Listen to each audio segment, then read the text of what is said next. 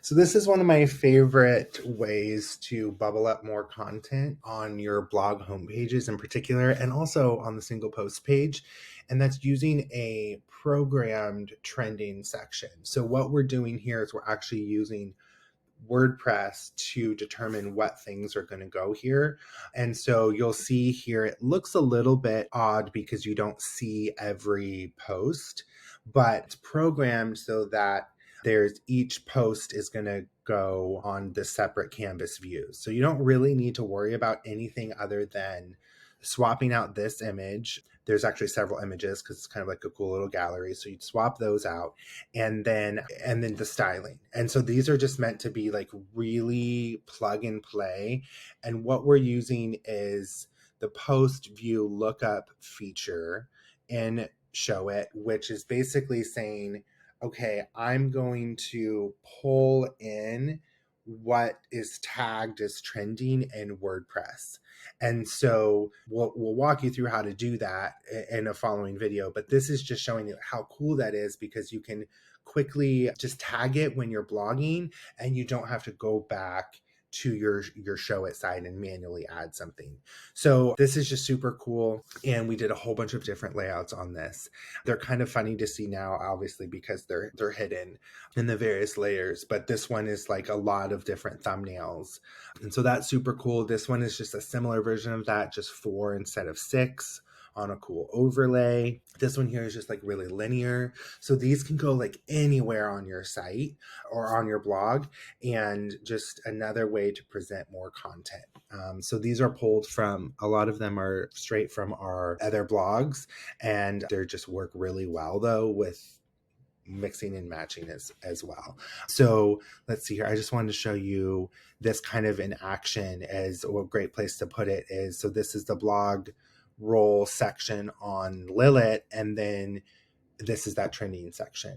And so this is pulling those posts in dynamically, and is super easy to use. So yeah, I'm excited for you guys to have this. And again, there's so many options. And so depending on your blog design, depending on where you want to put it, you have a lot of these to play with. And all you're really needing to customize are some of these static images, which would be like this background image. But these are all determined by the post. And then, of course, your font styling. Those are kind of baked in with the settings that you can inherit if you apply settings when you pull it in. Super, super cool. So I'm excited for you guys to have these pulled from all across our collection, and some new ones too. So yeah. All right, so this one is pretty straightforward. It's just kind of a staggered Pinterest style post grid that we actually is part of Lilith Blanc. We're like, this is so cool. We just want to include it in here because I think it could work well on so many other blogs. So super straightforward. We just have 2 posts here that are going to show. You don't have to do anything other than adjust your styling as needed in terms of the fonts. Otherwise, your blog category will populate here, your post here, and your featured image here. And so this is what it looks like in action on Lilith. Is it's basically what the design hinges on, but you could add this to any blog, and it's just that cool little stagger that just adds a lot of visual interest and a kind of a lot of personality to things. So yeah, that's that. I mean, it's pretty straightforward, but I just wanted to show you a little bit of how we envisioned it working.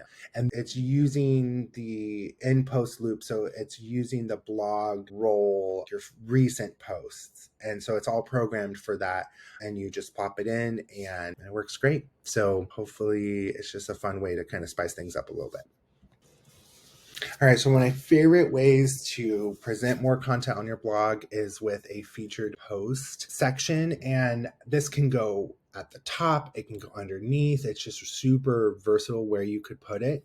We designed some new ones and also pulled some of our favorites from around the collection. And so this one, for example, is from Manhattan, and we have like the post grid, and then we have the featured post underneath it. And what's cool about this is it's that nice visual break that we kind of need here after the recent post grid. And because of the full bleed image and the black makes it super cool little divider line. And then we went into a popular posts section and then into some categories underneath that. So as you can see, there's really cool ways to layer all of these together, but it just depending on which design you're working with and what it calls for in that moment and where you're going to put it, you may want to use this one over that one. So a couple of things to keep in mind here. This is great for like if you need a good visual break. This one kind of integrates in a little more because it's not full bleed or bordered, and it's a big high impact image. This will look really great up top. Another one here, just kind of a version of it. It's just a little different scale and a vertical image instead of more of a square image. So just something to think about there as you're deciding. And then this one is from Lilith, and it's just really cool, full screen, high impact. And this could go, what we did on Lilith was actually we put it like in between posts as part of the recent posts, but you could also use it as just a featured, and you can tag it in WordPress accordingly, and it will automatically pull in your featured image, pull in the title and everything. All you're doing here again is just adjusting styling. Super easy for those active bloggers who just need a quick and easy way to like freshen up the content. You're just putting a tag or put it into a different category, and then it would display in these sections. Yeah, that's that. So this is the latest section for post pages, and it's just another way to keep people familiar with what's most current on your blog if they're coming specifically from like a link from social to a specific blog post. So we actually put this on Jenna Kutcher's blog, and it's just a way, after you finish the post, you have her little author bio. You could go from the next to the next or the previous post and just like standard pagination, or these are it's basically taking a condensed version of the blog roll from the homepage and putting it here. And so it's just, okay, like, these are, okay, I'm going to read here. So that's that in action. So you'll see here, it looks kind of weird. You're not going to, it's all divided up into different canvas views. All you're going to do here is just adjust the styling and put it somewhere on your blog. And then WordPress is going to do the rest. And it's all set up accordingly. So yeah, a great way to keep people reading from a specific post page.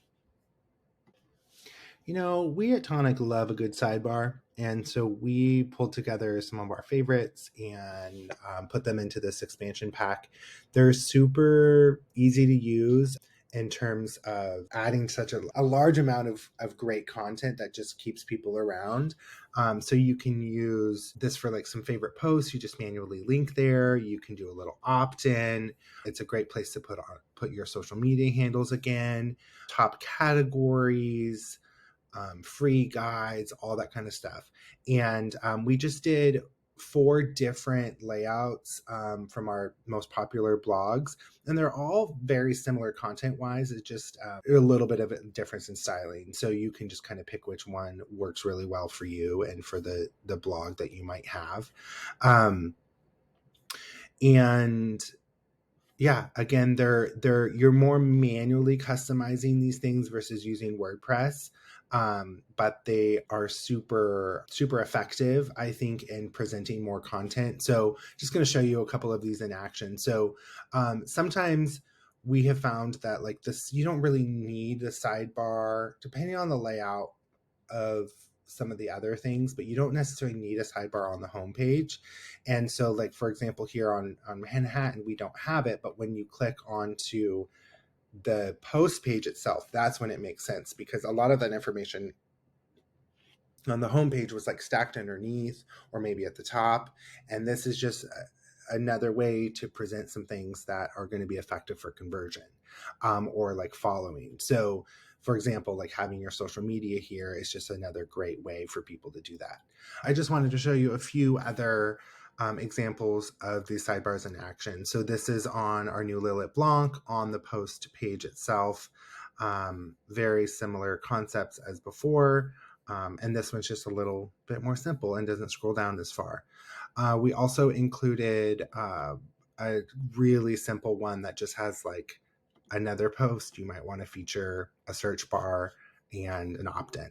And that's just on the other side. So yeah, super easy to use, and effective. And I just wanted to show you real quick too, like Jenna Kutcher has a great sidebar that just has all these sorts of goodies in here, and it's literally saying that same, um, literally following that same wireframe. So she even has like her affiliates here. Oh, hey, Tonic. And this is like permanent fixture of stuff that she really wants you to see. Categories, like different things she wants to feature. So now she's like featuring this, like, what's your side hustle personality? Take a quiz. All of that's kind of sticking with you as you read her blog. And it's using the blog for conversion. So getting people on her list, getting people to interact more with more content, is helping her SEO, is helping her rankings there, is helping people be exposed to all of her different content. And she's using the sidebar to kind of drive a lot of that. So something that it really makes a lot of sense for people who have a really active blog or kind of a diverse ecosystem of things. So there's a little roundup of all of our favorites.